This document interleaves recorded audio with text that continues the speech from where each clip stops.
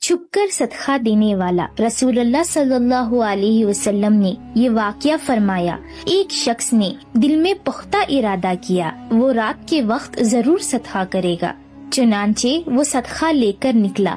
اندھیری کی وجہ سے لا علمی میں وہ رقم ایک چور کے ہاتھ میں دے آیا اور واپس چلے گیا۔ صبح ہوئی، لوگوں میں بات پھیل گئی، کسی نے رات کے وقت ایک چور کو صدقہ دے دیا۔ یہ سن کر وہ شخص کہنے لگا، یا اللہ تمام تعریفیں تیرے لیے ہیں، میں آج رات پھر ضرور صدقہ کروں گا۔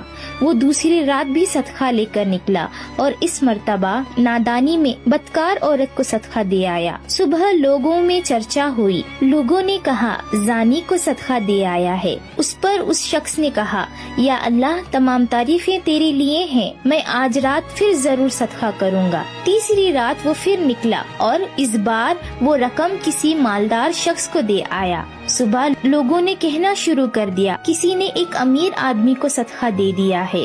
یہ سن کر اس شخص نے کہا، یا اللہ تمام تعریفیں تیرے لیے ہیں، میں نے غلطی سے چور، زانی اور مالدار ان سب کو صدقہ دے دیا۔ پھر ایک رات اس شخص کو خواب میں بتایا گیا، ایک چور کو صدقہ اس لیے دیا گیا کہ شاید وہ چوری چھوڑ دے، ایک زانیہ کو اس لیے کہ وہ گناہ سے توبہ کر لے، اور ایک مالدار کو اس لیے کہ وہ عبرت حاصل کرے اور وہ اللہ کی دی ہوئی نعمتوں میں سے خود بھی صدقہ کرنے لگے۔